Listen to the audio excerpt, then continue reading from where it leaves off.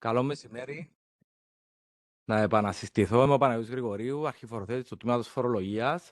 Χθες είδαμε κάποιες από τις τροποποιήσεις των περί της έκτακτης της εισφοράς για την άμυνα νόμων. Συγκεκριμένα είδαμε των εναλλακτικών τρόπων πληρωμής της άμυνας, τη συγκεκαλυμμένη διανομή μερίσματος και τη φορολόγηση των μερισμάτων. Σήμερα θα συνεχίσουμε από εκεί που μείναμε χτες, άρθρο 3β και φορολόγηση των τόκων. Όπως επισήμανε και ο συνάδελφος Γιώργος Μικουρής χτες, πλέον οι εταιρείες θα φορολογούνται σχετικά με τόκους μόνο κάτω από τον περιφορολογίας του εισοδήματος νόμου και όχι από την άμυνα. Επίσης, τα άτομα για τόκους που λαμβάνουν θα φορολογούνται μόνο κάτω από την άμυνα με συντελεστή 17%. Άρα πλέον είναι ξεκάθαρο, εταιρείες κάτω από τον περιφορολογίας του εισοδήματος νόμου πλέον 15%, άτομα μόνο κάτω από την άμυνα θα φορολογούνται σχετικά με τόκους με συντελεστή 17%. Πάμε στο Α2, κάθε θρησκευτικό, φιλανθρωπικό ή εκπαιδευτικό ίδρυμα και κάθε εταιρεία κάτοικος της Δημοκρατίας που συστάθηκε αποκλειστικά και μόνο για την πραγωγή της τέχνης, της επιστήμης ή του αθλητισμού, όπου τα εισοδήματα των ιδρυμάτων και των εταιριών που ανέφερα απαλλάσσονται σύμφωνα με το άρθρο 8 του περιφορολογίας του εισοδήματος νόμου, σχετικά με τόκους που λαμβάνουν ή πιστώνονται, θα φορολογούνται με συντελεστή 17%. Συνεχίζουμε. Η συγκεκριμένη πρόνοια στο Β1 έχει παραμείνει όπως ήταν και πριν, έχει μπει όμως μια προσθήκη, να τη διαβάσουμε. Κάθε πρόσωπο σχετικά με τόκους που λαμβάνει ή πιστώνεται από πιστοποιητικά αποταμιεύσεως ή χρεόγραφα αναπτύξεως της Κυπριακής Κυβέρνησης ή της κυβέρνησης άλλου κράτους μέλους της Ευρωπαϊκής Ένωσης. Η φράση που είναι σε μπόλτ είναι αυτή που αποτελεί την καινούργια προσθήκη στον νόμο. Συνεχίζω, εταιρικά χρεόγραφα εισηγμένα σε αναγνωρισμένο χρηματιστήριο αξιών, ομόλογα ή χρεόγραφα εισηγμένα σε αναγνωρισμένο χρηματιστήριο αξιών που εκδίδονται από αρχή τοπικής διοίκησης ή κρατικών οργανισμών της Κυπριακής Δημοκρατίας ή άλλου κράτους μέλους της Ευρωπαϊκής Ένωσης. Οπότε, όπως είπα και πριν, οι φράσεις που είναι σε bold εδώ, δηλαδή κράτος μέλος της Ευρωπαϊκής Ένωσης, είναι καινούργιες προσθήκες στα πλαίσια της φορολογικής μεταρρύθμισης. Πάμε στο Β2. Κρατικός οργανισμός, αρχή τοπικής διοίκησης και οντότητα γενικής κυβέρνησης που δεν ασκεί οικονομική δραστηριότητα σχετικά με τόκους που λαμβάνει ή πιστώνεται, φορολογείται με συντελεστή 3%. Φεύγουμε από τη φορολόγηση των τόκων, πάμε στη λογιζόμενη διανομή. Οι πρόνοιες της λογιζόμενης είναι ακριβώς όπως ήταν και πριν, δεν έχει αλλάξει κάτι, αλλά πλέον εφαρμόζεται μόνο σε κέρδη που χτίστηκαν ή προέκυψαν κατά τα φορολογικά έτη 24 και 25. Μόνο για αυτά τα έτη εφαρμόζεται λογιζόμενη διανομή. Για τα υπόλοιπα σταματούν να ισχύουν οι πρόνοιες της λογιζόμενης. Αυτό που είναι καλό να έχουμε υπόψη είναι σε περίπτωση που διαλύεται μια εταιρεία όπου το σύνολο των τελευταίων 5 ετών λογίζονται ως διανεμηθέντα, πλέον με την αλλαγή των νόμων αυτό θα εφαρμόζεται μόνο για τα κέρδη που προέκυψαν μέχρι και τα έτη 2025. Δηλαδή, αν έχουμε μια εταιρεία η οποία διαλύεται το 2028 και πρέπει να πάμε 5 χρόνια πίσω για να εφαρμόσουμε τις πρόνοιες της λογιζόμενης, το 28 δεν εφαρμόζονται οι πρόνοιες, ούτε το 27, ούτε το 26. Θα εφαρμοστούν οι πρόνοιες της λογιζόμενης μόνο για το 25 και το 24. Όπως και πριν, έτσι και τώρα η λογιζόμενη διανομή φορολογείται με συντελεστή 17%. Και όπως και πριν, έτσι και τώρα, οι πρόνοιες της λογιζόμενης εφαρμόζονται μόνο σε περιπτώσεις που άμεσα ή έμεσα ο μέτοχος είναι κάτοικος της Δημοκρατίας. Πάμε τώρα και στο άρθρο 4 και την καταβολή της εισφοράς. Έχει μπει εδώ μια προσθήκη στον νόμο, όπου σε περίπτωση μεταβίβασης ή διανομής περιουσιακών στοιχείων μη χρηματικής μορφής, η έκτακτη εισφορά θα πληρώνεται από την εταιρεία, η οποία μετά θα χρεώνεται στους μετόχους της. Εδώ έχει ξεκαθαριστεί πλέον στον νόμο ότι ακόμα και σε περιπτώσεις που διανέμονται περιουσιακά στοιχεία που δεν αποτελούν χρήματα, όπου κάποιοι ισχυρίζονταν ότι δεν μπορούσαν να κάνουν παρακράτηση επειδή πληρώνονταν πραγματικά περιουσιακά στοιχεία, πλέον έχει ξεκαθαρίσει πώς θα γίνεται. Πρώτα θα πληρώνει την άμυνα η εταιρεία, η οποία μετά θα τη χρεώνει στους μετόχους. Επίσης, μια απλοποίηση των νόμων, η έκτακτη εισφορά για τα μερίσματα ή τους τόκους από πηγές εκτός της δημοκρατίας θα πληρώνεται μέχρι την προθεσμία υποβολής της δήλωσης σε μία μόνο δόση. Θυμίζω ότι πριν έπρεπε να πληρωθεί σε 2 δόσεις, πριν τις 30 του Ιούνιου και πριν τις 31 του Δεκέμβρη. Άρα πλέον έχει δοθεί και παράταση γιατί πληρώνεται η άμυνα πιο μετά, κατά την προθεσμία υποβολής της δήλωσης και πληρώνεται και μόνο μία φορά. Για αυτές τις συγκεκριμένες περιπτώσεις, έτσι, μερίσματα ή τόκους από πηγές εκτός της δημοκρατίας. Το άρθρο 4β είναι ένας γενικός κανόνας απαγόρευσης των καταχρήσεων. Οι πρόνοιες είναι ακριβώς οι ίδιες με αυτές που υπάρχουν στο άρθρο 33α του περί φορολογίας του εισοδήματος νόμου. Δεν θα το διαβάσουμε όλο, απλώς να αναφέρουμε ότι ο εύφορος μπορεί να μην λαμβάνει υπόψη οποιασδήποτε ρυθμίσεις ή σειρά ρυθμίσεων που τέθηκαν σε εφαρμογή με κύριο σκοπό την απόκτηση φορολογικού πλεονεκτήματος. Άρα, εκεί όπου παρατηρούμε ότι έγιναν κάποιες συναλλαγές σκόπιμα για να αποκτηθεί φορολογικό πλεονέκτημα, το τμήμα φορολογίας έχει τη δυνατότητα να αγνοήσει αυτές τις συναλλαγές και να επιβάλλει τη φορολογία ανάλογα. Πάμε τώρα και στα αδικήματα και στις ποινές. Προβλέπεται χρηματική ποινή μέχρι 5.000 ευρώ για την πρώτη καταδίκη και 10.000 ευρώ για τη δεύτερη ή κατ' επανάληψη καταδίκη. Επίσης, προβλέπεται φυλάκιση μέχρι 2 έτη για τη δεύτερη ή κατ' επανάληψη καταδίκη και καταβολή επιπλέου ποσού 2 φορές της οφειλόμενης άμυνας για την πρώτη καταδίκη και 4 φορές της οφειλόμενης άμυνας για τη δεύτερη ή κατ' επανάληψη καταδίκη. Τώρα, σε περιπτώσεις που δεν προβλέπεται ποινή μέσα στον νόμο, τότε η ποινή θα είναι 1.000 ευρώ. Το άρθρο 7α μιλάει για αδικήματα σε σχέση με την προμήθεια ή άλλων οικονομικών όφελος για αγορά αντικειμένων για σκοπούς άμυνας. Αυτό το θέμα δεν είναι απαραίτητα φορολογικό. Προϋπήρχε όμως μέσα στην νομοθεσία της άμυνας. Έχουν γίνει κάποιες αλλαγές, απλά να τις αναφέρουμε. Η χρηματική ποινή αυξάνεται από 10.000 λίρες σε 30.000 ευρώ. Και υπάρχει επίσης μια προσθήκη χρηματικής ποινής που δεν θα υπερβαίνει τις 100.000. Πάμε τώρα και στους τόκους και στα διοικητικά προστήματα. Επιβάλλεται τόκος επί του οφειλόμενου φόρου βάσει πλέον του ενιαίου δημοσίου επιτοκίου υπερημερίας. Ενδεικτικά είναι 3,5% για το 2026. Οι χρηματικές επιβαρύσεις τώρα έχουν αυξηθεί για τα άτομα στα 500 ή 1.000 ευρώ και για τις εταιρείες είναι είτε 1.000, 2.000 ή 2.000 ή 4.000 ανάλογα από το ύψος δραστηριότητας της εταιρείας. Επίσης, προβλέπεται επιπλέον χρηματική επιβάρηση 5% σε περίπτωση που δεν πληρωθεί ο φόρος εντός 2 μηνών. Εδώ έχουμε τελειώσει από τις τροποποιήσεις της άμυνας και θα προχωρήσουμε στις τροποποιήσεις όσον αφορά τον περί φορολογίας κεφαλικών κερδών νόμο. Ξεκινούμε όπως και πριν στην άμυνα, έτσι και εδώ από το άρθρο 2 και τους ορισμούς. Πλέον προσθέθηκε ο ορισμός ακίνητη ιδιοκτησία, ο οποίος προηγουμένως δεν υπήρχε και πλέον έχει την έννοια που αποδίδεται στον όρο αυτόν από τον περί ακίνητης ιδιοκτησίας νόμο. Και τώρα κάτι σημαντικό, να μιλήσουμε για τον όρο της ιδιοκτησίας, στον οποίο έχουν γίνει αλλαγές. Και ο όρος αυτός είναι σημαντικός γιατί ό,τι εμπίπτει στο συγκεκριμένο όρο, εάν διατεθεί το συγκεκριμένο περιουσιακό στοιχείο, τότε είναι που εφαρμόζονται και οι πρόνοιες του φόρου κεφαλαίων κερδών. Να θυμίσω σε όλους ότι η ιδιοκτησία περιλάμβανε 3 πράγματα κυρίως. Την ακίνητη ιδιοκτησία, μετοχές εταιρείας που κρατά άμεσα ακίνητη ιδιοκτησία και μετοχές εταιρείας που κρατά έμμεσα ακίνητη ιδιοκτησία, όπου τουλάχιστον το 50% της αγοραίας αξίας των μετοχών προέρχεται από την ακίνητη ιδιοκτησία. Το ότι έχει αλλάξει πλέον μέσα στον νόμο είναι ότι το ποσοστό του 50% στην τρίτη περίπτωση που ανέφερα, μετοχές εταιρείας που έμμεσα κρατά ακίνητη ιδιοκτησία, έχει μειωθεί στο 20%. Αυτό σημαίνει ότι διευρύθηκε το πεδίο εφαρμογής του φόρου κεφαλαίων κερδών. Περισσότερες περιπτώσεις πλέον πώλησης μετοχών θα εμπίπτουν κάτω από τις πρόνοιες του φόρου κεφαλαίων κερδών. Να επισημάνουμε κάτι εδώ, γιατί βλέπουμε πολλές φορές λάθος χειρισμό.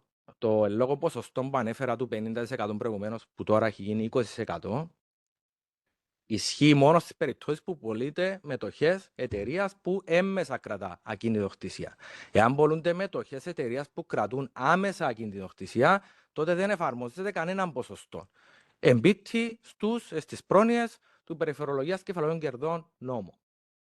Επίσης σημαντικό, σε περιπτώσεις που υπάρχει συμφωνία αποφυγής διπλής φορολογίας, οι οποίες συνήθως προβλέπουν έναν ποσοστό 50%, τότε υπερισχύουν οι πρόνοιες της συμφωνίας αποφυγής διπλής φορολογίας, του Double Tax Treaty, και θα εφαρμόζεται ανάλογα. Πάμε τώρα και στις εξαιρέσεις. Η γενική εξαίρεση έχει αυξηθεί από 17.086 στις 30.000. Στην περίπτωση διάθεσης γεωργικής γης από γεωργών έχει αυξηθεί από 25.629 στις 50.000 και στην περίπτωση διάθεσης κύριας κατοικίας έχει αυξηθεί από 85.430 στις 150.000. Τώρα, σε περίπτωση που ένα άτομο επωφελήθηκε είτε μέρη είτε πλήρως αυτών των εξαιρέσεων, για τις επόμενες διαθέσεις που θα πραγματοποιήσει από 1η Πρώτου του 2026 και μετά, μπορεί να επωφεληθεί του επιπρόσθετου ποσού εξαίρεσης. Να δούμε ένα παράδειγμα. Ένα άτομο που μέχρι 31 Δεκάτου του 2025 επωφελήθηκε του συνόλου της γενικής εξαίρεσης, των 17.086 δηλαδή, τώρα με την αναθεώρηση του ποσού των εξαίρεσεων, το συγκεκριμένο άτομο θα μπορεί να επωφεληθεί επιπρόσθετου ποσού εξαίρεσης ύψους 12.914, που είναι η διαφορά των 30.000 με τις 17.086.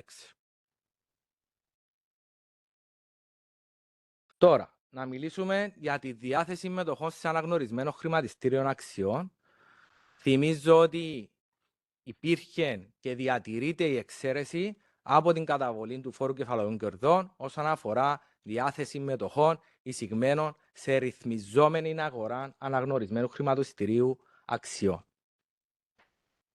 Πάμε τώρα σε περίπτωση διάθεσης μετοχών εισηγμένων σε μη ρυθμιζόμενη αγορά, και να πω σε όλους ότι η μη ρυθμιζόμενη αγορά στα πλαίσια του ΧΑΚ τουλάχιστον αποτελεί η νέα αγορά, η νεοαναπτυσσόμενων εταιριών αγορά, όπου επίσης εφαρμόζεται εξαίρεση σε περίπτωση διάθεσης αυτών των μετοχών, αλλά νοουμένου ότι η συνολική αξία του συνόλου των διαθέσεων που πραγματοποιήθηκαν μέσα στο συγκεκριμένο έτος δεν υπερβαίνει τις 50.000. Άρα, μέχρι τις 50.000 πώληση μετοχών εισηγμένων σε μη ρυθμιζόμενη αγορά εξακολουθεί να εξαιρείται. Τώρα, σε περίπτωση που η αξία των διαθέσεων σε ένα συγκεκριμένο έτος υπερβεί τις 50.000, τότε κατά τη στιγμή της υπέρβασης φορολογείται το σύνολο των διαθέσεων που πραγματοποιήθηκαν εκείνη τη χρονιά. Να πούμε επίσης ότι έχουμε και μεταβατικές διατάξεις στις περιπτώσεις προσώπων, που περιλαμβάνουν και άτομα και εταιρείες, οι οποίοι κρατούν τέτοιες μετοχές εισηγμένες σε μη ρυθμιζόμενη αγορά κατά τις 31 Δεκάτου του 2025, μπορούν να πωλήσουν αυτές τις μετοχές σε οποιοδήποτε μελλοντικό χρόνο, χωρίς να μπαίνει φόρος κεφαλαϊκών κερδών. Μόνο σε αυτές τις περιπτώσεις που τις κρατούσαν ήδη κατά την 31η Δεκάτου του 2025. Πάμε τώρα να δούμε όπου έχουμε αναθεώρηση της αξίας της κύριας κατοικίας στις 450.000 από 350.000, έτσι ώστε εφαρμόζεται η εξαίρεση από την καταβολή του φόρου σε περίπτωση που διατίθεται η κύρια κατοικία στα πλαίσια αναδιάρθρωσης δανείου, διαδικασία πτώχευσης ή αφαιρεγγιότητας ή εκποίησης ή εκκαθάρισης της εταιρείας. Για τις αναδιαρθρώσεις δανείων καλύπτει πιστωτικές διευκολύνσεις που αφορούν μη εξυπηρετούμενες χορηγίες κατά ή πριν τις 31 Δεκάτου του 2020, και για τις εξαιρέσεις που ανέφερα έχουμε επέκταση της περίοδου εφαρμογής για διαθέσεις που πραγματοποιούνται μέχρι τις 31 Δεκάτου του 30. Τώρα, σε αυτό το σημείο, στο άρθρο 9, εδώ θα μιλήσουμε για μια συγκεκριμένη περίπτωση όπου η αγοραία αξία των μετοχών που διατίθονται αντιπροσωπεύεται και αντλείται ουσιαστικά από την αγοραία αξία της ακίνητης ιδιοκτησίας. Όταν μια εταιρεία δηλαδή κρατά ως κύριο περιουσιακό στοιχείο την ακίνητη ιδιοκτησία, έτσι ώστε η αξία των μετοχών εκείνης της εταιρείας αντλείται ουσιαστικά από την αξία εκείνης της ακίνητης ιδιοκτησίας. Σε αυτές τις περιπτώσεις, για σκοπούς υπολογισμού του φόρου κεφαλαϊκών κερδών, το προϊόν διάθεσης που θα χρησιμοποιείται θα είναι η τιμή πώλησης των μετοχών και όχι η αγοραία αξία της ακίνητης ιδιοκτησίας που ίσχυε μέχρι τώρα. Επίσης, ο εύφορος διατηρεί την εξουσία αμφισβήτησης της δήλωσης του προϊόντος διάθεσης από τους συμβαλλόμενους, είτε αυτοί είναι τρίτα μέρη, είτε αυτοί είναι συνδεδεμένα μέρη. Πάμε σε μια άλλη σημαντική αλλαγή στον φόρο κεφαλαιοκών κερδών, όπου ο όρος ανταλλαγή πλέον επεκτείνεται και καλύπτει και την αντιπαροχή, έτσι ώστε η επιβολή και η καταβολή του φόρου κεφαλαιοκών κερδών αναβάλλεται σύμφωνα με τους ίδιους όρους και προϋποθέσεις που εφαρμόζονταν και στην ανταλλαγή. Να πούμε εδώ τι συμπεριλαμβάνεται στον όρο αντιπαροχή.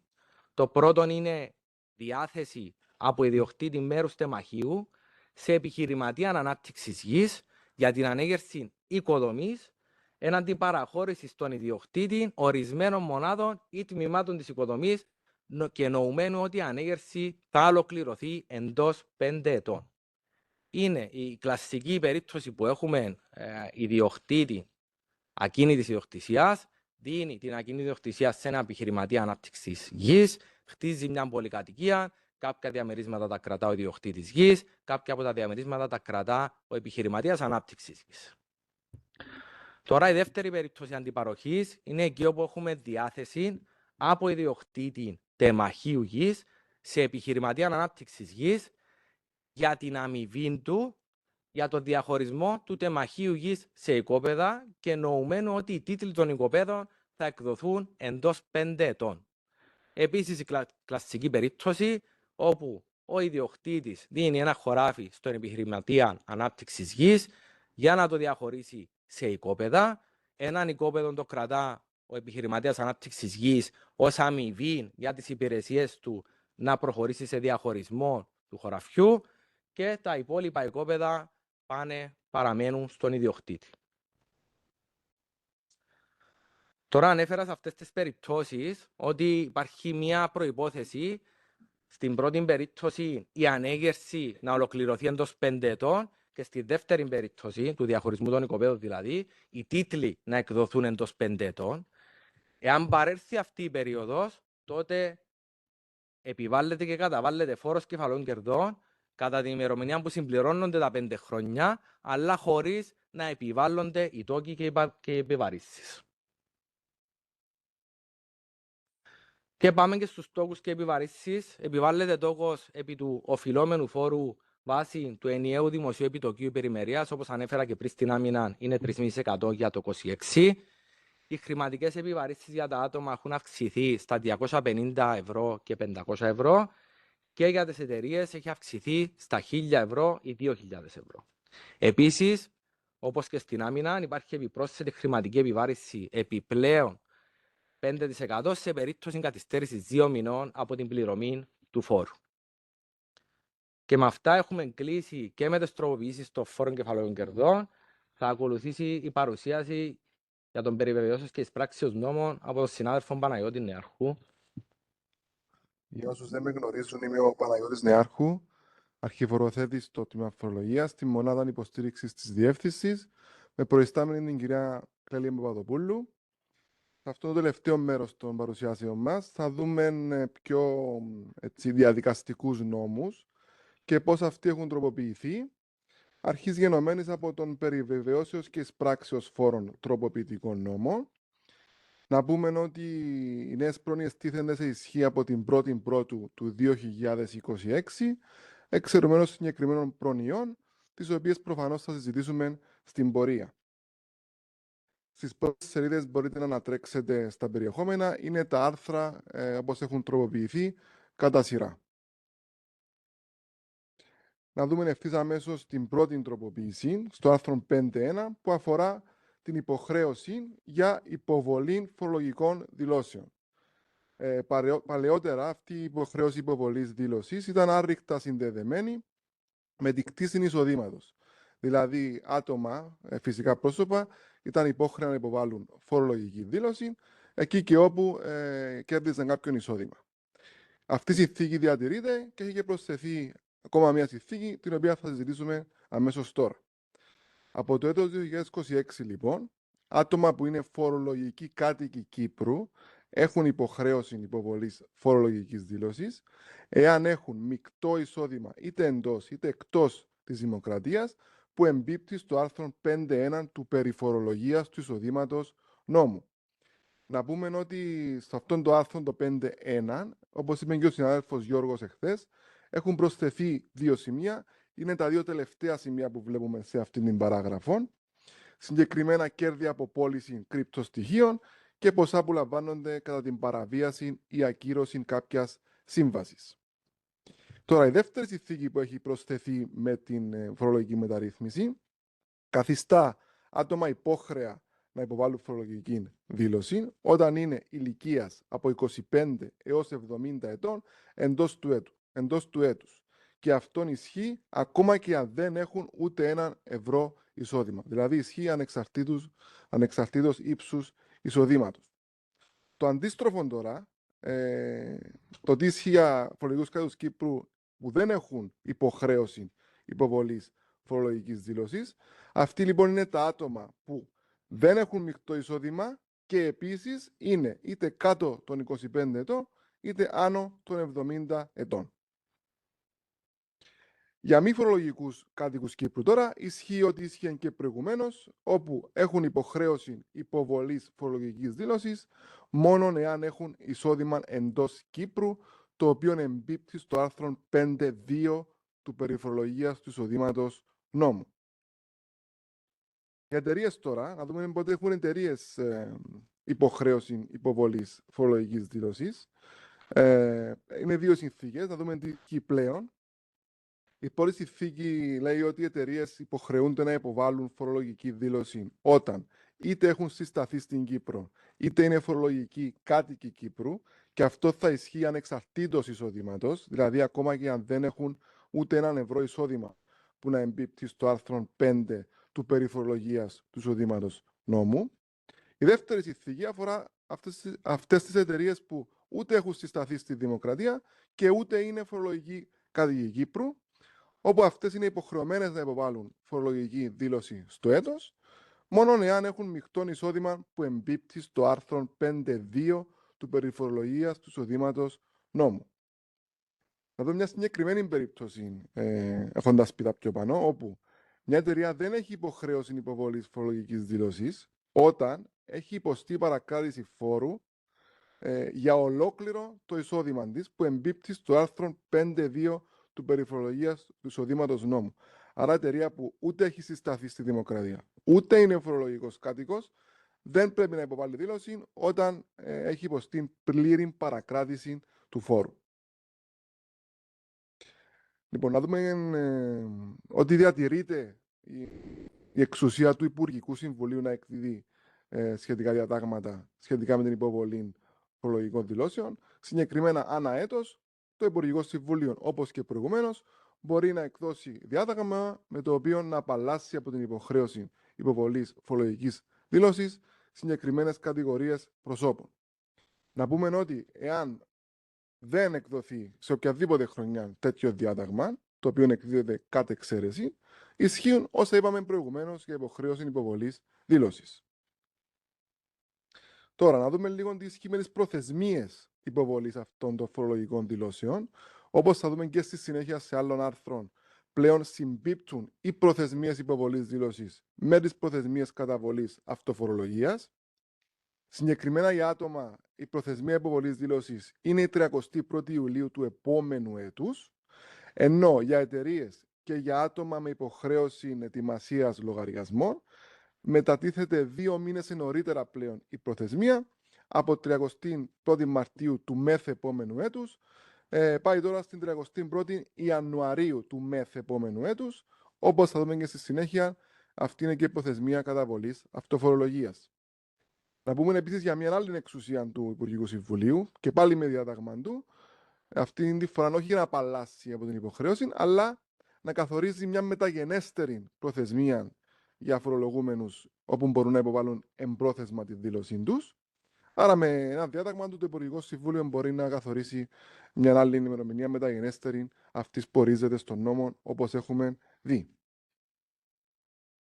Τώρα, Στις επόμενες διαφάνειες θα δούμε μια πολύ σημαντική τροποποίηση που αφορά τη φύλαξη εγγράφων.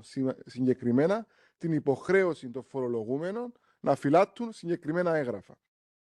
Αυτό συνδέεται άρρηκτα με τη βεβαίωση, με το χρόνο δηλαδή που έχει ο εύφορος στη διάθεση του να βεβαιώνει φορολογίες συγκεκριμένων ετών.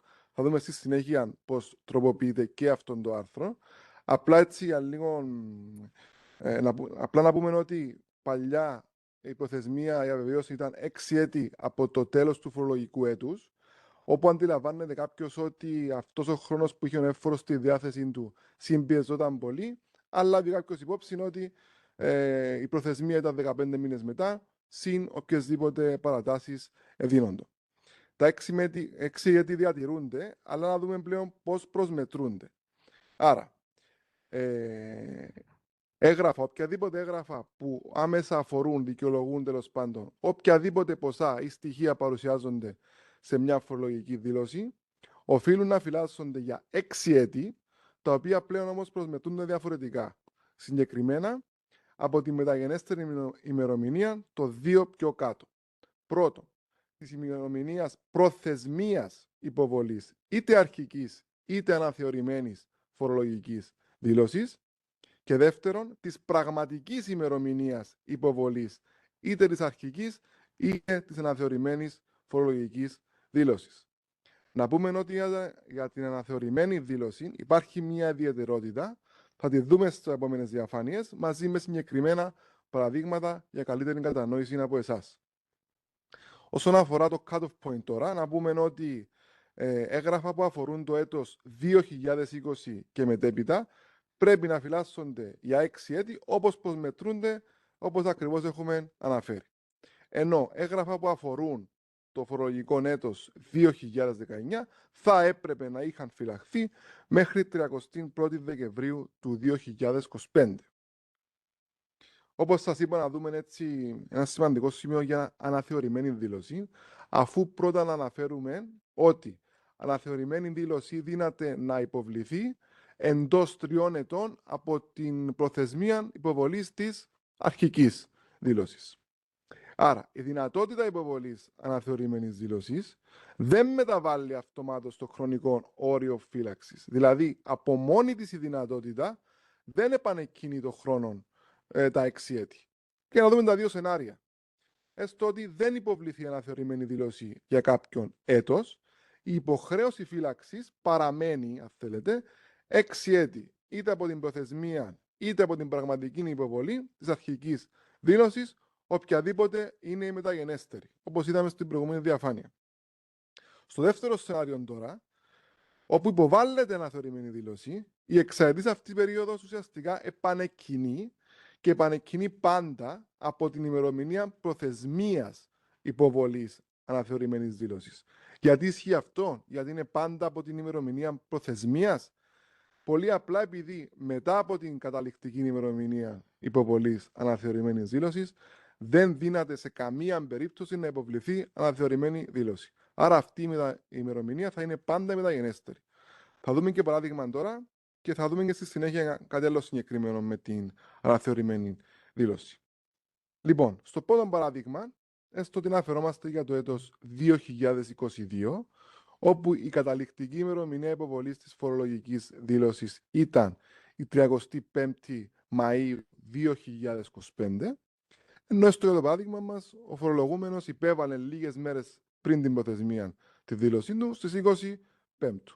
Σε αυτόν το πρώτο παράδειγμα να υποθέσουμε ότι δεν υποβλήθηκε αναθεωρημένη δήλωση, άρα πολύ απλά από τις δύο ημερομηνίες που βλέπουμε στο παράδειγμα θα πάρουμε την μεταγενέστερη, που σημαίνει ότι η έναρξη εξαετίας για υποχρεωτική φύλαξη εγγράφων ξεκινά από τις 31 Μαΐου 2025 και λήγει στις 31 Μαΐου 2031. Τώρα, με τα ίδια δεδομένα, στο δεύτερο παράδειγμα, αλλά ας υποθέσουμε ότι υποβλήθηκε αναθεωρημένη δήλωση στις 15 Τετάρτου του 2027. Να πούμε ότι η καταληκτική ημερομηνία υποβολής αναθεωρημένης δήλωσης είναι 3 έτη μετά την αρχική προθεσμία, δηλαδή ήταν η 35η Μαΐου του 2028. Προφανώς η αναθεωρημένη δήλωση, όπως βλέπουμε, υποβλήθηκε εμπρόθεσμα εντός αυτών των 3 ετών. Όπως είπαμε και προηγουμένως, η υποβολή αναθεωρημένης δήλωσης επανεκκινεί αυτόματα την εξαετία. Από τις 2 ημερομηνίες θα πάρουμε τη μεταγενέστερη. Είπαμε και προηγουμένως ότι θα είναι πάντα η προθεσμία, που σημαίνει ότι σε αυτόν το παράδειγμα η νέα εξαετία, αν θέλετε, ξεκινά από την 35η Μαΐου 2028 και η λήξη της υποχρέωσης που έχει ο φορολογούμενος για να φυλάττει έγγραφα λήγει την 31η Μαΐου του 2034. Τώρα, ακόμα ένα σημείο σχετικά με τη φύλαξη εγγραφών, μια ιδιαίτερη περίπτωση, όπου εάν ξεκινήσει φορολογικός έλεγχος εντός του τελευταίου έτους της εξαετίας που μόλις αναλύσαμε, τότε αυτή η περίοδος φύλαξης παρατείνεται το πολύ για 1 χρόνο. Συγκεκριμένα παρατείνεται είτε μέχρι και την ολοκλήρωση του ελέγχου που ξεκίνησε, είτε μέχρι τη συμπλήρωση 1 έτους από την ημερομηνία έναρξης του ελέγχου, οποιοδήποτε από τα δύο είναι το ενωρίτερο. Τώρα, πάμε σε ένα άλλο σημείο μάλλον. Συγκεκριμένα να δούμε τι ισχύει για υποχρέωση εγγραφής στο φορολογικό μητρό. Υποχρέωση που έχουν οι φορολογούμενοι να εγγράφονται στο φορολογικό μητρό. Πριν να δούμε τις συγκεκριμένες περιπτώσεις, να πούμε ότι με τις τροποποιήσεις που επήρθαν με τη μεταρρύθμιση, ο εύφορος πλέον δύναται να εγγράψει στο φορολογικό μητρό οποιοδήποτε πρόσωπο και το ειδοποιεί περί τούτου. Συγκεκριμένα μπορεί να χρησιμοποιήσει ο εύφορος οποιοδήποτε τρόπο κρίνει επαρκή για αυτήν την ειδοποίηση. Συγκεκριμένα μπορεί να χρησιμοποιήσει οποιαδήποτε διεύθυνση, είτε ηλεκτρονική είτε ταχυδρομική, που αυτόν τον πρόσωπο έχει δηλώσει σε όποια άλλη αρμόδια αρχή της Δημοκρατίας. Να δούμε για άτομα τώρα τι ισχύει συγκεκριμένα, για φυσικά πρόσωπα. Παλαιότερα η υποχρέωση εγγραφής στο φορολογικό μητρό ήταν συνδεδεμένη εκεί που τα άτομα είχαν υποχρέωση υποβολής δήλωσης. Πλέον αλλάζει αυτός ο κανόνας. Υποχρέωση έχουν λοιπόν άτομα να εγγραφούν στο φορολογικό μητρό, όπου είτε είναι φορολογικοί κάτοικοι Κύπρου και έχουν συμπληρώσει το 25ο έτος της ηλικίας τους, είτε εκεί που αποκτούν εισοδήματα. Άρα εκεί που έχουν εισοδήματα που εμπίπτουν στο άρθρο 5 του περιφορολογίας του εισοδήματος νόμου. Και εταιρείες τώρα. Κάποιες συνθήκες που ήταν προηγουμένως στην νομοθεσία παραμένουν ως έχουν, ενώ προστίθενται οι 2 τελευταίες που βλέπουμε στην οθόνη μας. Συγκεκριμένα, οι εταιρείες είναι υπόχρεες να εγγραφούν μάλλον στο φορολογικό μητρό εντός 60 ημερών από είτε τη σύσταση τους, είτε την εγγραφή τους δυνάμει οποιοδήποτε νόμου στη Δημοκρατία, είτε σε περίπτωση που συστάθηκαν εκτός Δημοκρατίας από την εγγραφή τους σύμφωνα με τον περί εταιριών νόμο. Οι 2 νέες συνθήκες που έχουν προσθεθεί καθιστούν εταιρείες υπόχρεες να εγγραφούν στο φορολογικό μητρό εντός 60 ημερών από την ημερομηνία που γίνονται κάτοικοι της Δημοκρατίας ή από την ημερομηνία που αποκτούν οποιονδήποτε εισόδημα που εμπίπτει στο άρθρο 5 του περιφορολογίας του εισοδήματος νόμου. Τώρα, επίσης μια πάρα πολύ σημαντική τροποποίηση και ένα σημαντικό σημείο μάλλον, που αφορά αλλαγές στα στοιχεία. Τα άτομα, οι φορολογούμενοι, είναι υπόχρεοι να ενημερώνουν τον εύφορο για αλλαγές στα στοιχεία τους. Πλέον, όπως βλέπουμε στην οθόνη μας, αναφέρεται ρητά ότι τέτοια ενημέρωση πρέπει να γίνεται εντός 60 ημερών και το επίσης πολύ σημαντικό, πρέπει να ενημερώνεται ο εύφορος για αλλαγές στη διεύθυνση αλληλογραφίας. Πολύ απλά, ο λόγος είναι πολύ απλός, για να μπορεί ο εύφορος να τους εντοπίσει. Τώρα, είχαμε πει και προηγουμένως για μια συγκεκριμένη περίπτωση, για ένα συγκεκριμένο σημείο μάλλον, που αφορά την υποβολή αναθεωρημένης δήλωσης. Είπαμε ότι η προθεσμία για υποβολή τέτοιας αναθεωρημένης δήλωσης είναι 3 έτη από τη λήξη της προθεσμίας υποβολής αρχικής, αν θέλετε, φορολογικής δήλωσης. Να πούμε ότι με την τροποποίηση που έχει επέλθει, διευκρινίζεται πλέον ότι δεν δίνεται καμία υποβολή αναθεωρημένης φορολογικής δήλωσης για φορολογικό έτος που βρίσκεται υπό εξέταση, είτε κατά τη διενέργεια, είτε και μετά τη διενέργεια αυτού του ελέγχου από τον εύφορο φορολογίας. Δηλαδή, άπαξ και ξεκινήσει φορολογικός έλεγχος για συγκεκριμένο έτος, δεν μπορεί ο φορολογούμενος να υποβάλει φορολογική δήλωση αναθεωρημένη φορολογική δήλωση.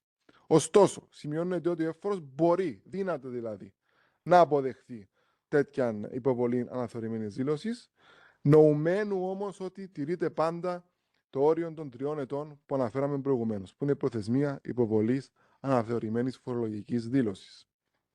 Όσον αφορά τώρα τους τρόπους υποβολής αναθεωρημένης δήλωσης, στο παρόν στάδιο υποβάλλονται σε έντυπη μορφή μόνον, αλλά σχεδιάζεται και η ηλεκτρονική διαδικασία υποβολής και θα ενημερωθείτε επί τούτου αναλόγως.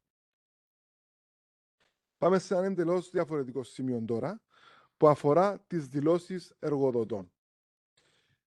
Να πούμε ότι πλέον ο εργοδότης υποβάλλει κατάσταση με όλους τους υπαλλήλους. Και όταν λέμε όλους εννοούμε και συνταξιούχους και τα άτομα για τα οποία δεν έχει υποχρέωση παρακάλυψης φόρου. Άρα για όλους τους υπαλλήλους που έχει εντός του έτους, οφείλει ο εργοδότης να υποβάλει συγκεκριμένη κατάσταση.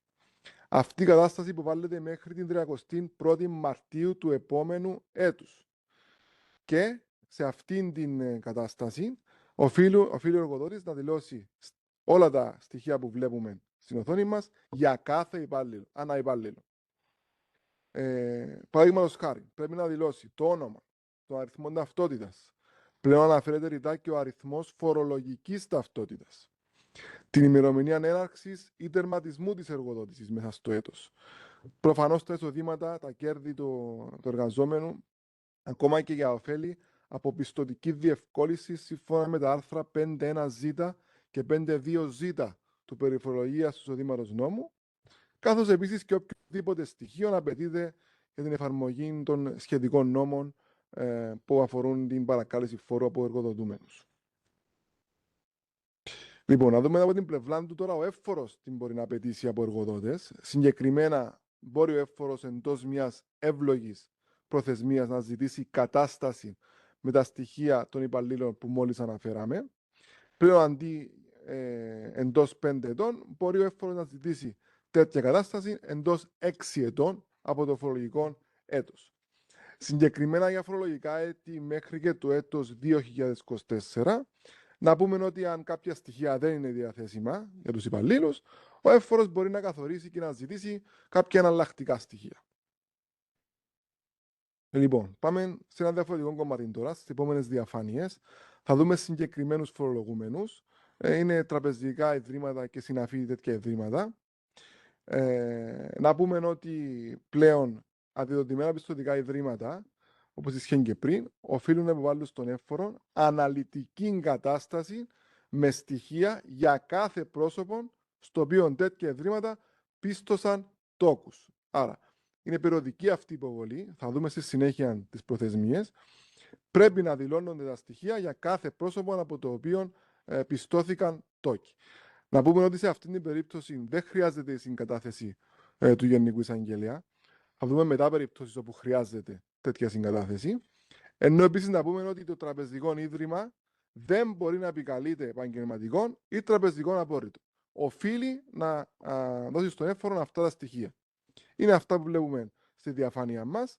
Να πούμε για παραδείγματος χάρη ότι τα στοιχεία περιλαμβάνουν το όνομα, την επωνυμία, το κράτος φορολογικής κατοικίας, προφανώς των τόκων, το ποσό των τόκων που πιστώθηκε και επίσης προφανώς το ποσό των φόρων ή των σχετικών εισφορών και των σχετικών συντελεστή παρακράτησης που εφάρμοσε το πιστωτικό ίδρυμα. Να δούμε δύο σημεία σχετικά με αυτές τις δηλώσεις των τραπεζών. Πρώτον, να δούμε μέχρι πότε υποβάλλεται αυτή η κατάσταση.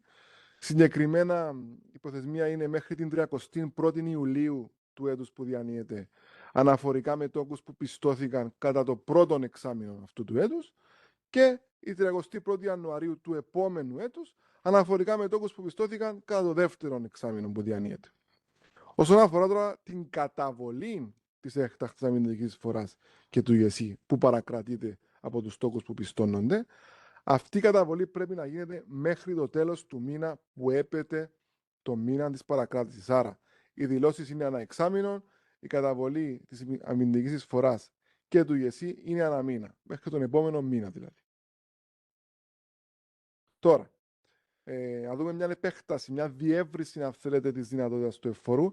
Αυτή η διαφάνεια αφορά τη δυνατότητα του εφορού να απαιτεί από τράπεζες συγκεκριμένα στοιχεία, όπου πλέον αυτή η δυνατότητα του εφόρου επεκτείνεται και σε εταιρείες εξαγοράς πιστώσεων και επίσης επεκτείνεται και για σύζυγον ή συγγενή πρώτου βαθμού οποιουδήποτε προσώπου βρίσκεται υπό φορολογικό έλεγχο. Άρα, ακόμα και για σύζυγον και για συγγενή πρώτου βαθμού, δικαιούται εύφορο να ζητήσει συγκεκριμένα στοιχεία και πληροφορίες. Να πούμε ότι σε αυτήν την περίπτωση που είναι ο εύφορος που απαιτεί στοιχεία, είναι απαραίτητη η συγκατάθεση του Γενικού Εισαγγελέα της Δημοκρατίας. Και τέλος να πούμε ότι για να ζητήσει ο εύφορος αυτά τα στοιχεία μπορεί να πάει μέχρι και μια 7 ετία πίσω. Άρα μέχρι και 7 χρόνια προηγουμένως. Από τη στιγμή που ζητά τα στοιχεία. Τώρα, να δούμε την πρόσβαση που έχει ο εύφορος σε συγκεκριμένα τραπεζικά στοιχεία. Παλιά ίσχυε το παράδοξο ότι μέσω του μηχανισμού CRS και INDAC2 υποβάλλοντας στοιχεία, ή μάλλον είχε access ο εύφορος, αν θέλετε, σε στοιχεία μόνο για μη φορολογικούς κάτοικους Κύπρου. Πλέον αυτή η στέμπλωση, αν θέλετε, έχει διορθωθεί. Έχει επέλθει επέκταση της υποχρέωσης των χρηματοοικονομικών ιδρυμάτων. Θα δούμε στη συνέχεια ποια ιδρύματα είναι αυτά. Να παρέχουν στοιχεία και για φορολογικούς κάτοικους Κύπρου. Να πούμε ότι η παροχή τέτοιων στοιχείων γίνεται χωρίς να περιορίζεται από οποιαδήποτε υποχρέωση εχεμήθειας τραπεζικού ή επαγγελματικού απορρίτου από την πλευρά των ιδρυμάτων. Ενώ όσον αφορά τον μηχανισμό, τις διαδικασίες, τη μεθοδολογία που θα χρησιμοποιείται, να πούμε ότι εφαρμόζονται οι διατάξεις του Διατάγματος 2020 που αφορούν το CRS, την αυτόματη ανταλλαγή πληροφοριών. Επί τούτου, στο ίδιο σημείο δηλαδή, να πούμε ότι αυτά τα ιδρύματα τα οποία είναι υπόχρεα να υποβάλουν πληροφορίες περιλαμβάνουν τράπεζες, επενδυτικές εταιρείες, ασφαλιστικές εταιρείες κτλ. Να πούμε ότι σε αντίθεση με το CRS και τον DAC και των μηχανισμών αυτών, εδώ δεν είναι περιοδική η υποβολή αυτών των στοιχείων, αλλά γίνεται κατόπιν αιτήματος του εφόρου φορολογίας. Και εφόσον γίνεται κατόπιν αιτήματος του εφόρου, πρέπει ο εύφορος να πάρει και τη συγκατάθεση του Γενικού Εισαγγελέα. Και ένα καταληκτικό σχόλιο για αυτές τις 5 διαφάνειες που είδαμε τώρα για αυτά τα ιδρύματα, να πούμε ότι ο σκοπός προφανώς είναι η ενίσχυση της φορολογικής διαφάνειας και προφανώς η δυνατότητα του εφόρου να διασταυρώνει και να ελέγχει εισοδήματα πλέον και φορολογικών κατοίκων Κύπρου. Τώρα, σε ένα άλλο σημείο που αφορά φορολογικές δηλώσεις συνεταιρισμών, στο άρθρο 7 του Περιβεβαιώσεως και Πράξεως Φόρων Νόμου, έναν άρθρο που αν θέλετε ήταν ανενεργό, πλέον ενεργοποιείται από το έτος 2026. Να πούμε ότι ο συνεταιρισμός πρέπει να βάλει δήλωση πλέον. Συγκεκριμένο κάθε συνέτερος που έχει και υποχρέωση εγγραφή στο φορολογικό μητρό είναι υπόλογος για την υποβολή αυτής της δήλωσης. Τι σημαίνει αυτό? Η δήλωση δεν υποβάλλεται από κάθε συνέτερο. Υποβάλλεται έστω από ένα συνέτερο. Σε περίπτωση όμως που δεν υποβληθεί εντός της προθεσμίας ή και καθόλου, υπόλογοι είναι όλοι οι συνέτεροι οι οποίοι έχουν υποχρέωση εγγραφή στο φορολογικό μητρό. Να πούμε ότι σε αυτήν τη δήλωση για κάθε συνέτερο δηλώνονται το όνομα, η διεύθυνση και το μερίδιο του κέρδους από το συνεταιρισμό. Ενώ στο τρίτο σημείο να δούμε περιπτώσεις όπου δεν είναι ο κάθε συνέτερος υπόχρεος για υποβολή τέτοιας δήλωσης. Συγκεκριμένα για αμοιβιών κεφάλαιων που είναι οργανισμός εναλλακτικών επενδύσεων ή για αμοιβιών κεφάλαιων που είναι ανοιχτού τύπου οργανισμός συλλογικών επενδύσεων, η ευθύνη για αυτήν την υποβολή αυτής της δήλωσης του συνεταιρισμού έγκυται είτε στο διαχειριστή, είτε στον ομόρυθμο συνέτερων, είτε στο fund manager και όχι στον κάθε συνέτερο. Τώρα, να δούμε, όπως είπαμε και προηγουμένως, ότι πλέον συμπίπτουν η προθεσμία της υποβολής δήλωσης με την προθεσμία της αυτοφορολογίας. Συγκεκριμένα, για εταιρεία και για άτομα που έχουν υποχρέωση υποβολής λογαριασμών, η αυτοφορολογία πρέπει να καταβάλλεται μέχρι την 31η Ιανουαρίου του μεθεπόμενου έτους. Όπως είπαμε και προηγουμένως, αυτή είναι και η προθεσμία υποβολής της δήλωσης. Άρα 13 μήνες μετά. Για άτομο δεν αλλάζει κάτι. Για άτομο εννοούμε φυσικό πρόσωπο, το οποίο δεν έχει υποχρέωση υποβολής λογαριασμών.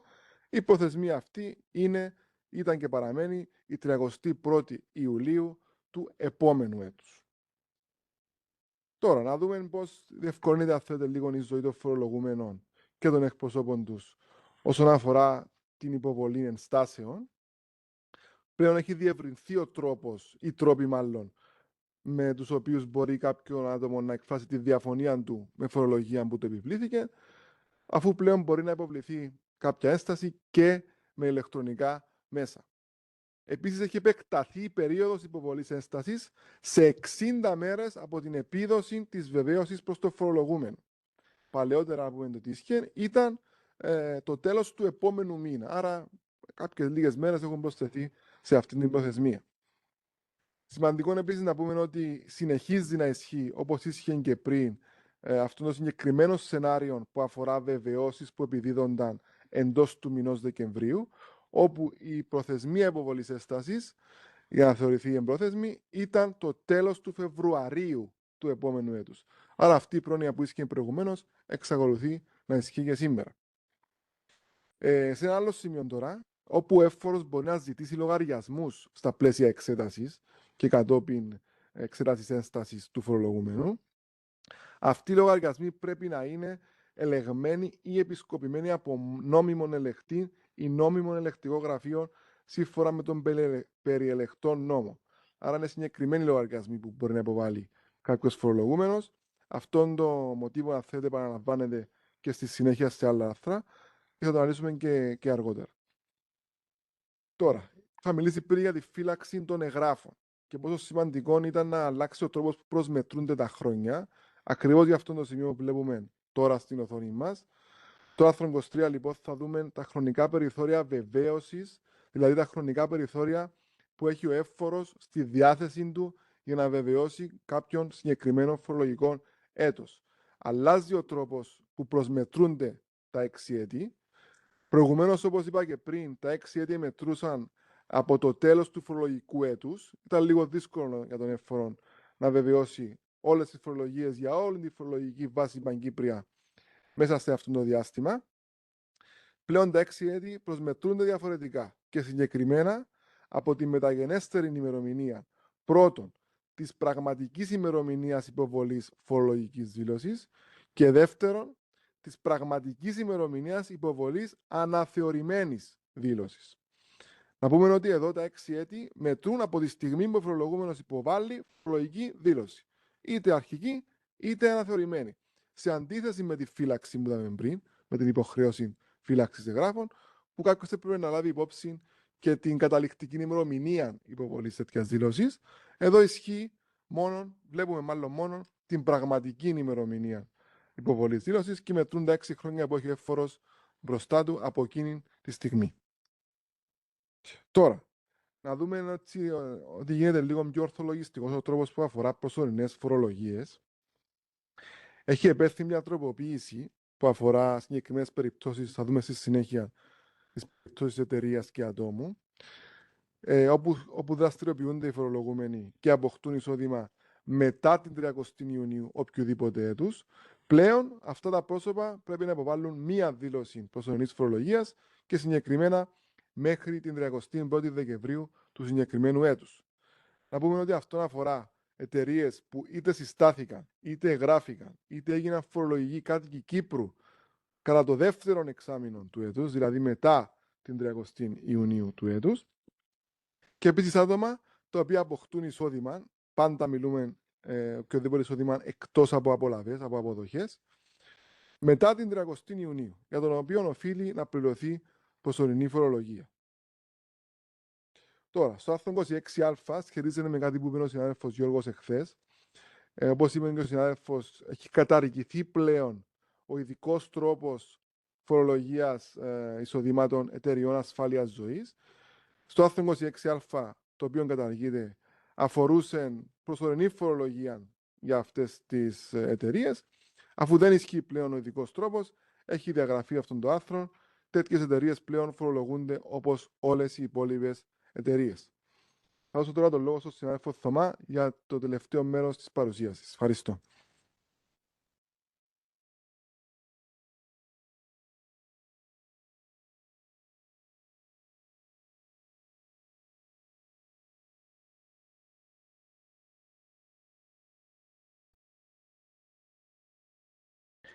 Γεια σας, ονομάζομαι Θωμάς Σωμά και είμαι αρχιφοροθέτης στο τμήμα φορολογίας. Θα συνεχίσουμε με το άρθρο 27 του Περιβεβαίωσης και Εισπράξεως Φόρων Νόμου, που αφορά την εξουσία του εφόρου φορολογίας να ζητά την παροχή στοιχείων. Όπως βλέπετε και με μπορ στη διαφάνεια, με την αλλαγή του άρθρου, τα στοιχεία που μπορεί να ζητά ο εφόρος φορολογίας μπορούν να αφορούν και το φορολογητέο εισόδημα κάποιου άλλου προσώπου, έτσι ώστε ο έφορος να τα χρησιμοποιεί για σκοπούς φορολόγησης αυτού του άλλου προσώπου. Εννοείται φυσικά ότι τα στοιχεία που ζητά ο έφορος από κάποιο φορολογούμενο είναι αυτά που οφείλουν να τηρούνται σύμφωνα με τον Περιβεβαιώσεως και Εισπράξεως Φόρων Νόμο. Για παράδειγμα, ένας προμηθευτής έχει την υποχρέωση σύμφωνα με τον νόμο να τηρεί τα τιμολόγια και τις αποδείξεις που εκδίδει στους πελάτες του. Σύμφωνα με το άρθρο 27, ο έφορος φορολογίας μπορεί να ζητά από τον προμηθευτή να προσκομίσει προς τον έφορο φορολογίας αυτά τα τιμολόγια και τις αποδείξεις, έτσι ώστε να τα χρησιμοποιήσει για σκοπούς φορολόγησης των πελατών που αναγράφονται σε αυτά τα έγγραφα. Προχωρούμε με το άρθρο 29, σύμφωνα με το οποίο ο έφορος φορολογίας έχει τη διακριτική εξουσία να μην λαμβάνει υπόψη, δηλαδή να μην κάνει αποδεκτούς λογαριασμούς και προσδιορισμούς φορολογητέου εισοδήματος, εάν αυτοί δεν ετοιμάζονται από κατάλληλα πρόσωπα. Με την τροποποίηση της διατύπωσης του άρθρου, πλέον οι λογαριασμοί μπορούν να μην γίνονται αποδεκτοί εάν δεν έχουν ετοιμαστεί και πιστοποιηθεί από νόμιμο ελεκτή ή νόμιμο ελεκτικό γραφείο σύμφωνα με τον περιελεκτόν νόμο, και οι προσδιορισμοί φορολογητέου εισοδήματος μπορούν να μην γίνονται αποδεκτοί εάν δεν έχουν ετοιμαστεί από πρόσωπο το οποίο κατέχει πιστοποιητικών άσκησης του λογιστικού επαγγέλματος από τον ΣΕΛΚ.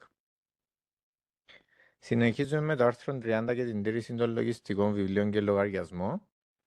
Να θυμίσουμε ότι μέχρι πρότινος φυσικά πρόσωπα με κύκλο εργασιών πέραν των 70.000 ευρώ είχαν την υποχρέωση ετοιμασίας λογαριασμών. Πλέον από το φορολογικό έτος 2026 και εντεύθεν, το όριο αυτών έχει αυξηθεί από τις 70.000 ευρώ στις 120.000 ευρώ, με σκοπό φυσικά τη μείωση του διοικητικού φόρτου για περισσότερες μικρομεσαίες επιχειρήσεις. Στο άρθρο 30 γίνεται επίσης αναφορά στην φύλαξη των λογιστικών βιβλίων και αρχείων.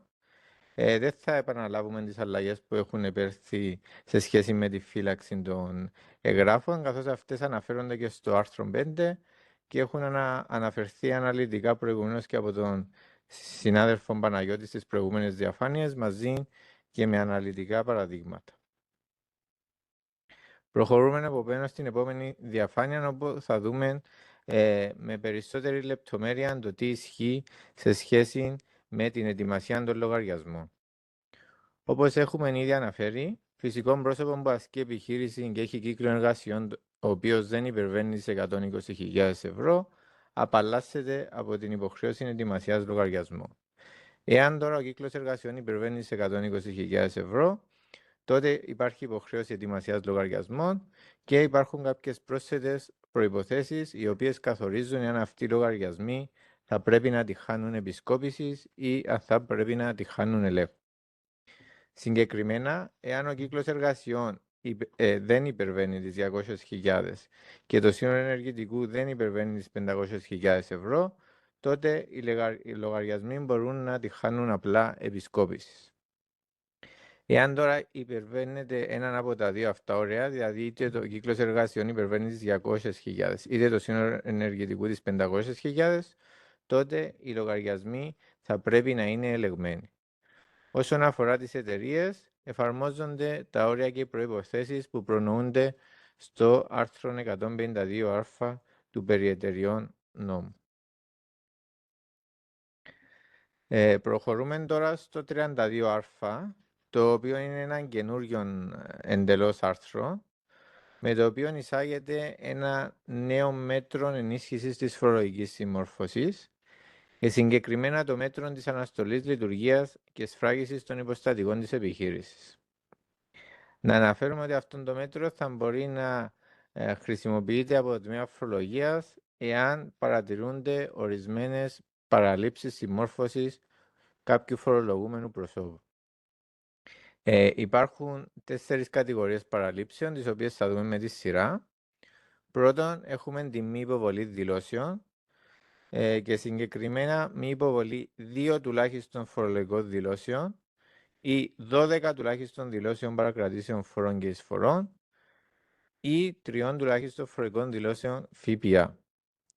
Αναφορικά με τη μη υποβολή δηλώσεων, να τονίσουμε ότι έχει δοθεί μια περίοδος χάριτος 1 έτους, έτσι ώστε οι επιχειρήσεις να μπορούν, εάν το επιθυμούν, να προβούν στην υποβολή τυχόν καθυστερημένων δηλώσεών τους. Επομένως, αυτή η παράληψη της μη υποβολής δηλώσεων θα ξεκινήσει να εξετάζεται από την 1η Ιανουαρίου του 2027 και μετέπειτα. Δεύτερη κατηγορία παράληψης, η οποία μπορεί να ενεργοποιήσει η διαδικασία, είναι εάν υπάρχουν ωφελιόμενοι φόροι οι οποίοι υπερβαίνουν μαζί με τους στόχους και τις επιβαρύσεις το ποσό των 20.000 ευρώ. Σε αυτούς τους οφειλόμενους φόρους περιλαμβάνονται οι άμεσοι φόροι, όπως φόρος εισοδήματος, έκτακτη αμυντικής φόρος κεφαλογικών κερδών, οποιοδήποτε παρακρατηθέντες φόροι και εισφορές, καθώς και ο φόρος προστιθέμενης αξίας. Επίσης, να τονίσουμε ότι προσμετρούν ποσά που είναι που προκύπτουν είτε από αυτοφορολογία είτε από βεβαίωση του φόρου φορολογίας. Απλά να τονίσουμε ότι στην περίπτωση βεβαίωσης του φόρου φορολογίας αυτή πρέπει να είναι τελεσίδικη. Δηλαδή θα πρέπει είτε να έχουν παρέλθει προθεσμίες χωρίς να έχουν αμφισβητηθεί οι φορολογίες ή σε περίπτωση που υπήρξε εμπρόθεσμη αμφισβήτηση των φορολογιών θα πρέπει να έχουν ολοκληρωθεί όλες οι διοικητικές και δικαστικές διαδικασίες. Επίσης, αυτόν το μέτρο μπορεί να ενεργοποιηθεί σε περίπτωση που παρατηρείται μη έκδοση τιμολογιών και αποδείξεων ή έκδοση ανακριβών τιμολογιών και αποδείξεων και τέλος, εάν ο φορολογούμενος παρεμποδίζει τη διενέργεια ελέγχου από λειτουργούς του τμήματος φορολογίας. Στο συγκεκριμένο άρθρο καθορίζεται επακριβώς η διαδικασία που πρέπει να ακολουθείται από το τμήμα φορολογίας έτσι ώστε να εφαρμόζεται αυτό το μέτρο. Συγκεκριμένα θα πρέπει να αποστέλλονται 3 ειδοποιήσεις προς το φορολογούμενο, όπου θα πρέπει να καθορίζονται με σαφήνεια οι παραλήψεις συμμόρφωσης αυτού του προσώπου. Για την πρώτη ειδοποίηση θα δίνεται μια προθεσμία 10 ημερών για συμμόρφωση.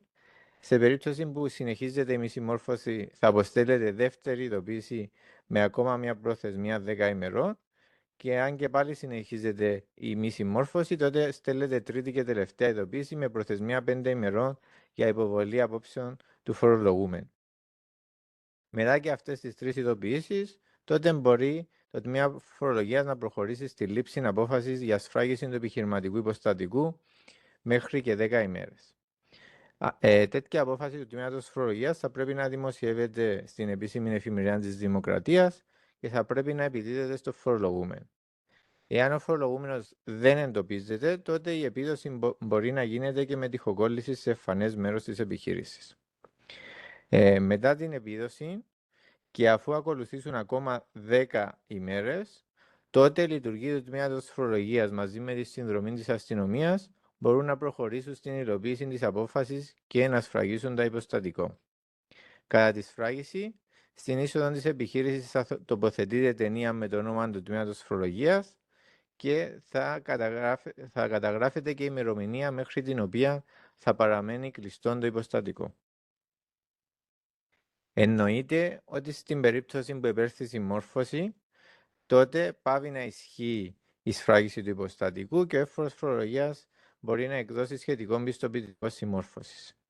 Σε περίπτωση που περάσουν οι 10 μέρες αναστολής λειτουργίας της επιχείρησης και συνεχίζεται η μη συμμόρφωση, τότε ο εύφορος φορολογίας έχει τη δυνατότητα να αποφασίσει τη συνέχιση της αναστολής για ακόμα μία περίοδο που δεν υπερβαίνει τις 20 ημέρες.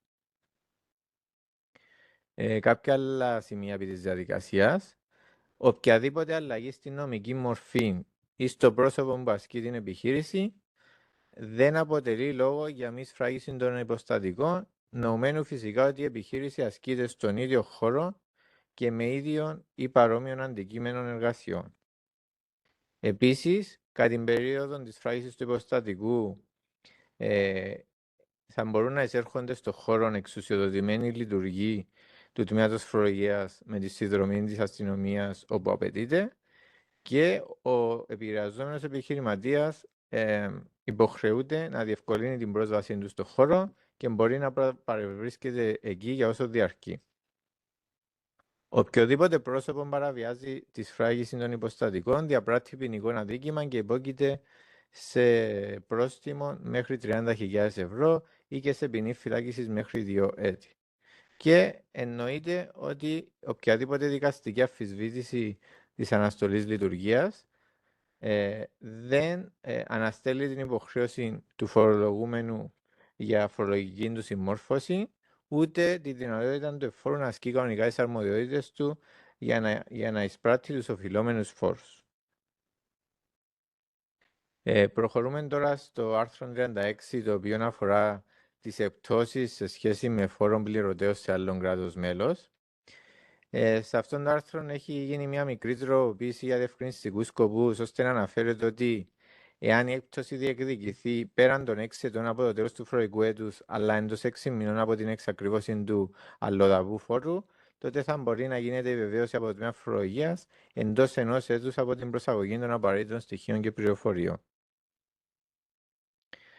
Προχωρώντας στο άρθρο 38 και την προθεσμία καταβολής φόρου, όπως έχει ήδη αναφερθεί και από τον συνάδελφο, έχει υπέρθει μια αλλαγή σε σχέση με τις εταιρείες καθώς και με τα άτομα που έχουν υποχρέωση ετοιμασίας λογαριασμών. Συγκεκριμένα, η προθεσμία πληρωμής της αυτοφορολογίας έχει μετατεθεί από την 1η Αυγούστου του επόμενου έτους στις 31 Ιανουαρίου του μεθεπόμενου έτους. Στο συγκεκριμένο άρθρο αναφέρονται και οι προθεσμίες καταβολής των 2 δόσεων της προσωρινής φορολογίας, οι οποίες παραμένουν ως έχουν, και συγκεκριμένα μέχρι την 31η Ιουλίου και μέχρι την 31η Δεκεμβρίου του φορολογικού έτους.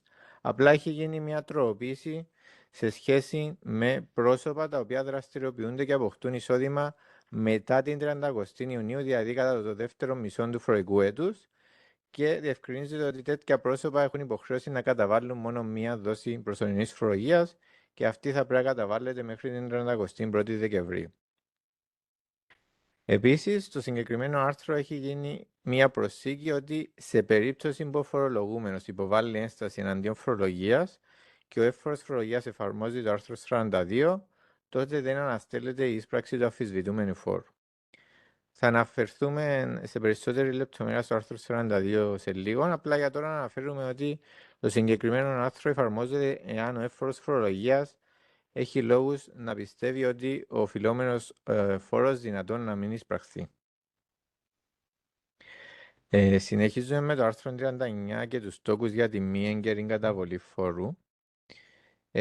Να αναφέρουμε ότι με τις αλλαγές που έχουν επέρθει σε σχέση με τις προθεσμίες που μόλις είδαμε στο άρθρο 38, προφανώς έπρεπε να γίνει και ανάλογη τροποποίηση του άρθρου 39, το οποίο άρθρο αφορά την επιβολή των τόκων.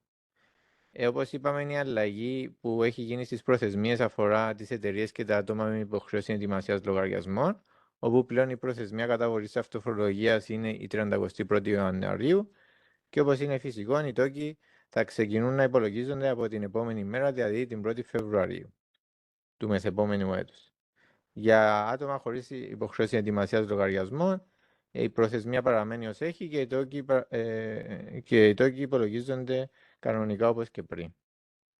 Το επιτόκιο το οποίο χρησιμοποιείται είναι το ενιαίο δημόσιο επιτόκιο υπερημερίας, το οποίο καθορίζεται με διάταγμα του Υπουργού Οικονομικών και το οποίο να αναφέρουμε ενδεικτικά ότι από 1η Πρώτου του 2026 ανέρχεται σε 3,5%.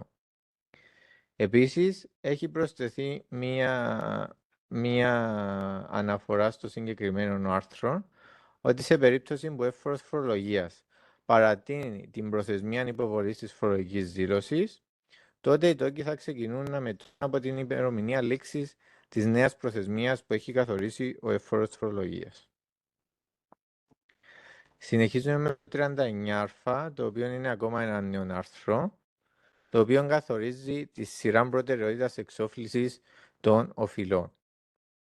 Συγκεκριμένα διευκρινίζω ότι όταν ένας φορολογούμενος καταβάλει κάποιο χρηματικό ποσό,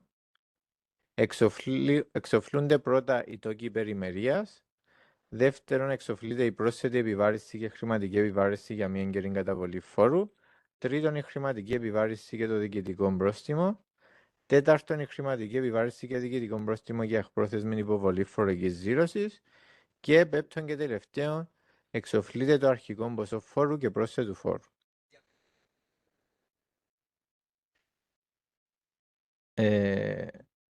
Να το δούμε πιο μετά στις απορίες, νομίζω. Σε σχέση με τους συμψηφισμούς προσθέθηκε μια συγκεκριμένη αναφορά ότι σε περίπτωση που προκύψει επιστροφή φόρου, ο εύφορος φορολογίας έχει την δυνατότητα να συμψηφίζει με διάφορες οφειλές, ξεκινώντας φυσικά από τις αρχαιότερες οφειλές. Συνεχίζουμε με το άρθρο 42.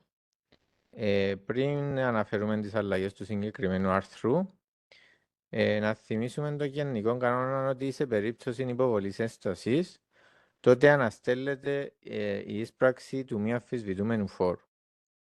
Το συγκεκριμένο άρθρο αποτελεί ουσιαστικά μια εξαίρεση αυτού του γενικού κανόνα, καθώς δίδει την εξουσία στον εύφορο φορολογίας να απαιτεί την εισπράξη του φόρου ανεξάρτητα εάν υπάρχει ένσταση.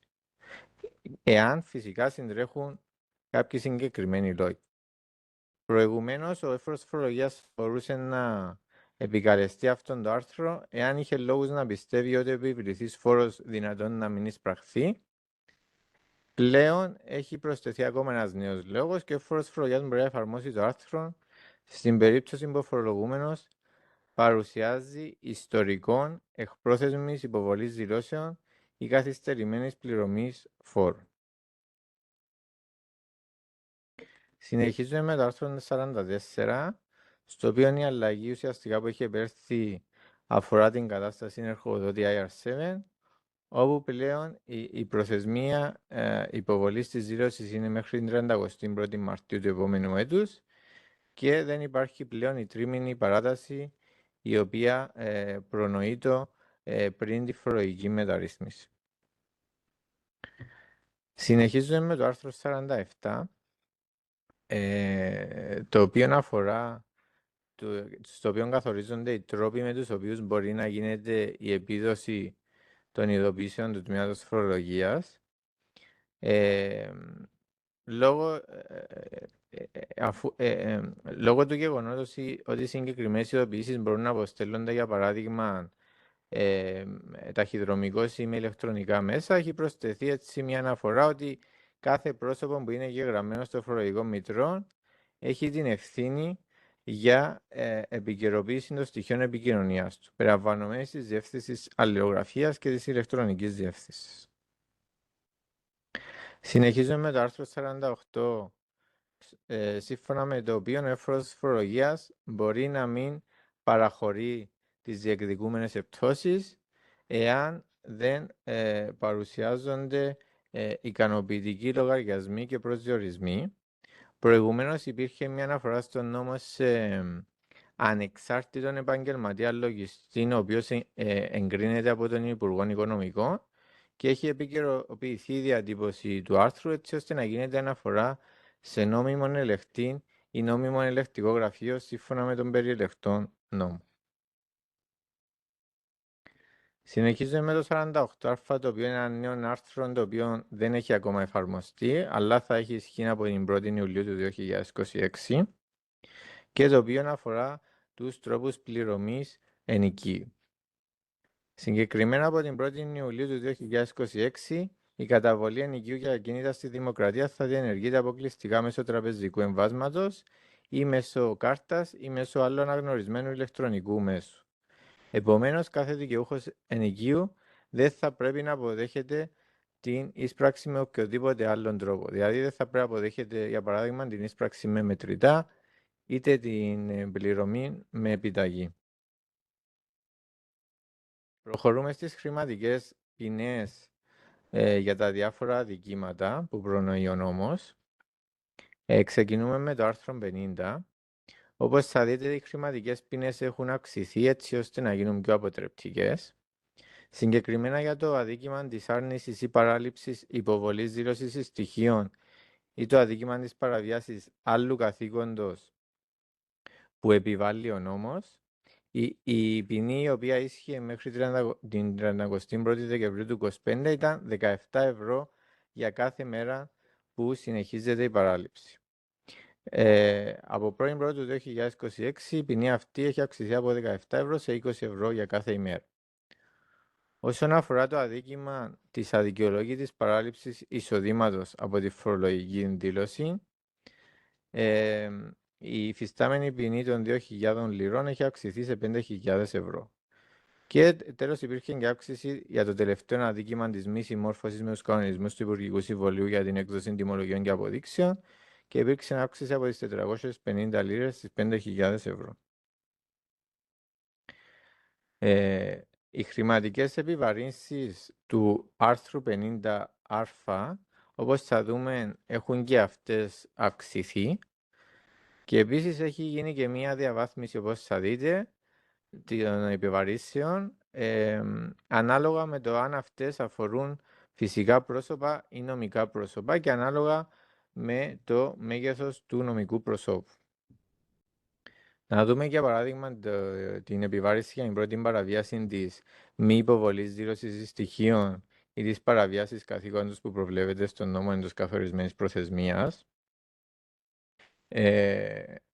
Όπως ίσως γνωρίζετε, πριν τη μεταρρύθμιση, αυτή η επιβάρηση ανερχόταν σε 100 ευρώ και επιβαλλόταν, για παράδειγμα, εάν έναν άτομο δεν υποβάλλει εμπρόθεσμα τη φορολογική του δήλωση ή μια εταιρεία δεν υποβάλλει εμπρόθεσμα τη δήλωση την IR4.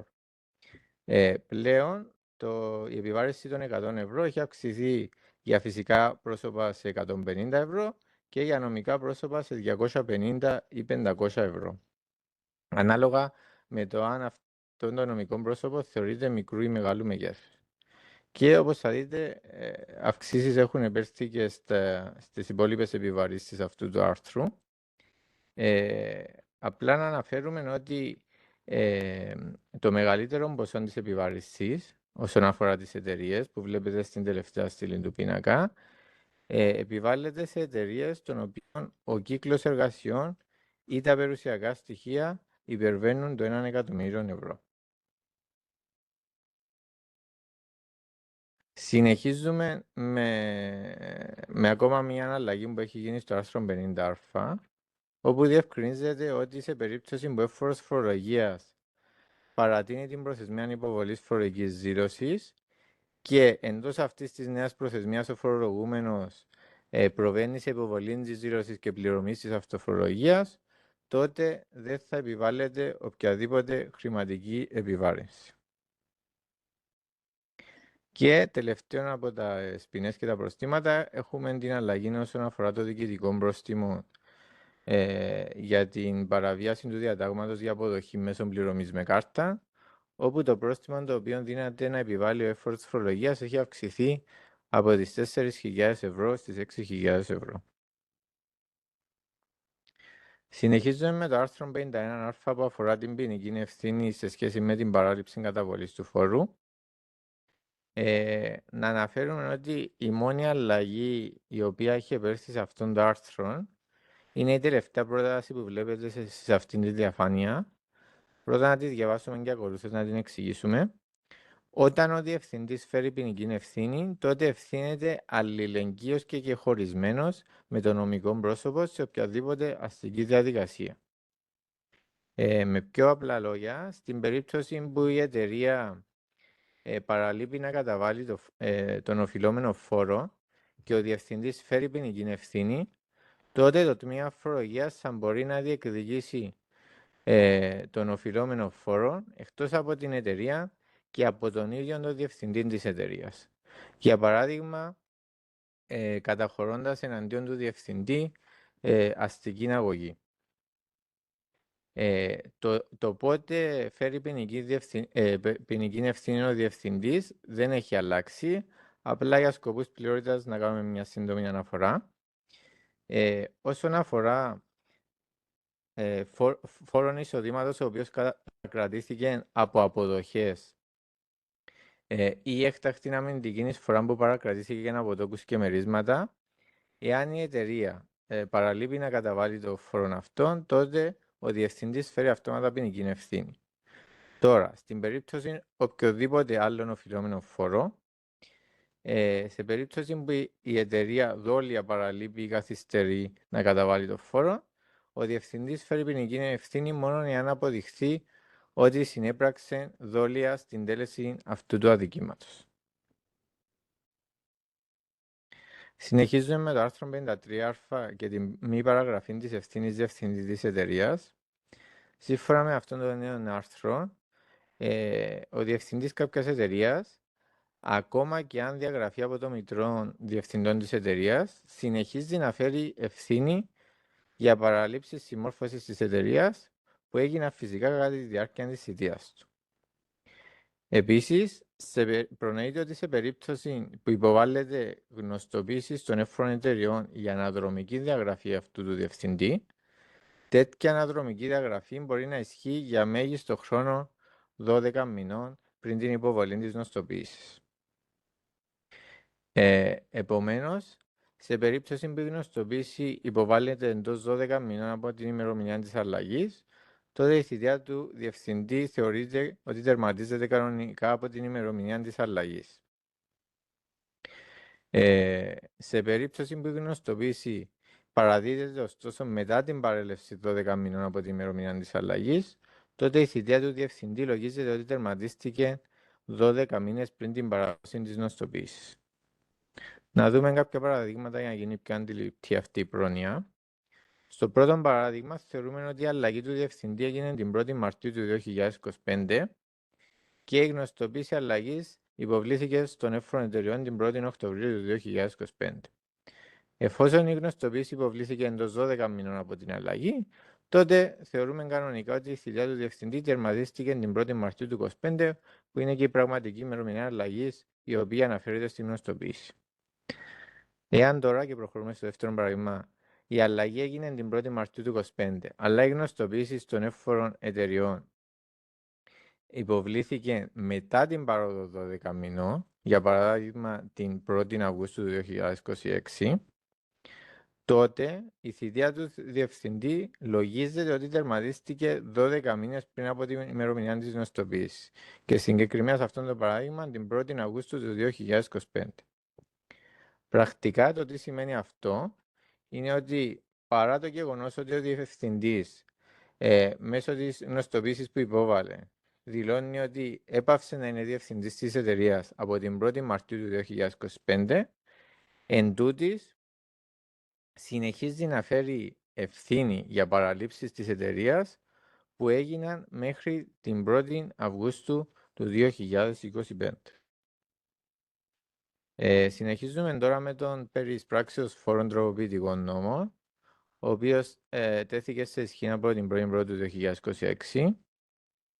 2026. Ουσιαστικά η μόνη αλλαγή η οποία έχει επέλθει είναι η προσθήκη του άρθρου 9 στίγμα, με το οποίο άρθρο εισάγεται το νέο εισπρακτικό μέτρο της δέσμευσης μετοχών. Αυτόν το εισπρακτικό μέτρο ενεργοποιείται εάν το οφειλόμενο ποσό φόρου υπερβαίνει τις 100.000 ευρώ και αυτόν το οφειλόμενο ποσό εκκρεμεί για περισσότερες από 30 ημέρες.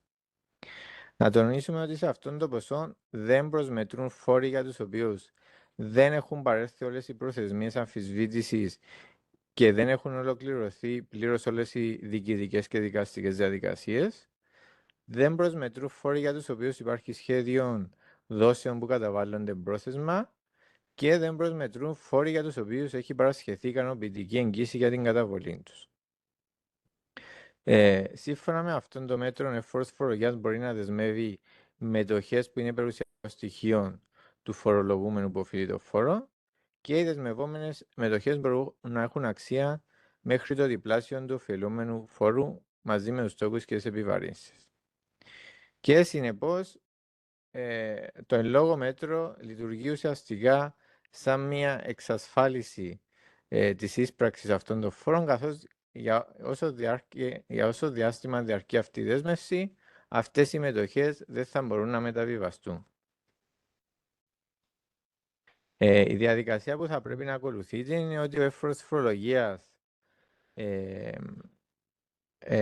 θα πρέπει να στέλνει γραπτή ειδοποίηση στο φορολογούμενο την πρόθεσή του για εγγραφή δέσμευσης επί των μετοχών. Ο φορολογούμενος θα δίδεται στο φορολογούμενο μια προθεσμία 30 ημερών για να υποβάλει τις θέσεις τους και αφού εύφορος εξετάσει τις θέσεις του φορολογούμενου, τότε θα μπορεί να αποφασίζει είτε να προχωρήσει με τη δέσμευση, είτε να ακυρώσει τη διαδικασία, είτε να προχωρήσει σε τροποποίηση της απόφασης. Εάν ο εύφορος αποφασίσει να συνεχίσει τη διαδικασία, τότε ετοιμάζει σχετικό σημείωμα και το καταθέτει στον εύφορο εταιριών για να υλοποιηθεί η εγγραφή της δέσμευσης επί των μετοχών.